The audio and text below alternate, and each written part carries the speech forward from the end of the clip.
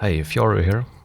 In this video I wanted to show off Dusk and give some of my thoughts on it. Dusk is a new game coming out in October, and this game is interesting because it follows the formula that makes classic games like Doom and Quake fun. But this is not some nostalgia cash grab. It's very obvious that the developers understand what made Quake fun. And I would even say that Dusk does what Quake do, but better. Keep in mind that I'm not talking about Quake multiplayer. I am talking about old school single player with elaborate level design that has you searching for keycards and murdering hordes of monsters. To this day I still enjoy playing some of the old school FPS games, but they do have flaws, and often what makes me bored is the lack of monster variety or repetitive environment design. This is where Dusk improves on the old school formula. Every time you enter a new level, you are in a new setting. And so you start out in the basement of some redneck cultist house, then you work your way to the farm, and then you find a church, and so on. This makes levels more memorable, and there is some subtle storytelling through level design. There is also a feeling of escalation when the levels get more twisted as you progress. What I am playing here is the pre-order version, where you have access to the first out of the total 3 episodes. The weapons are pretty much what you would expect out of an arena FPS. There is no reloading, and you find ammo in the map and in the secret areas. My personal favorite weapon is the super shotgun, because you can pretty much keep everything in your way and you can always keep moving forward. The music in this game is excellent.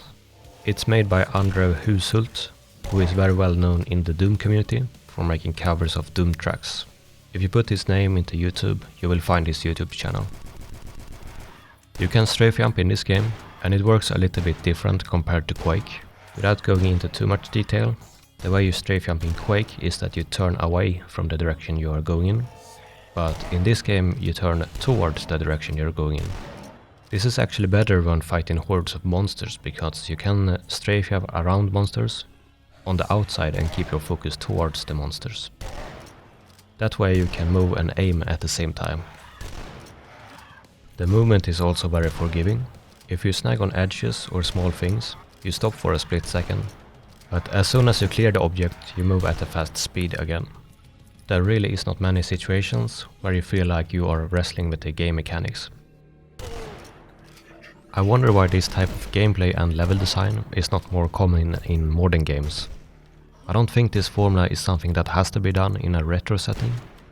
I think the new Doom game proved this, and that game was widely popular even amongst people who have no nostalgic feelings towards the genre.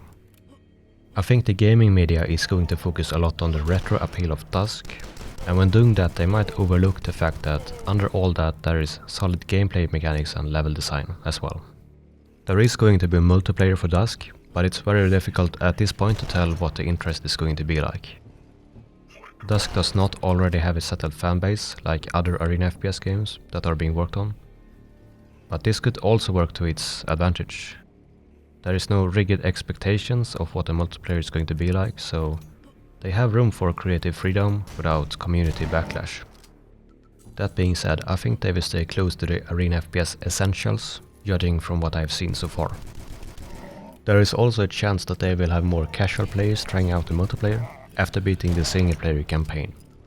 But that will probably be countered by the fact that the game is not going to be free to play.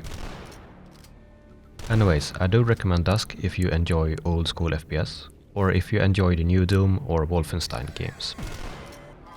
It's €20 on Steam, which is good value, but you won't have access to the multiplayer or the last 2 episodes until the game officially launches.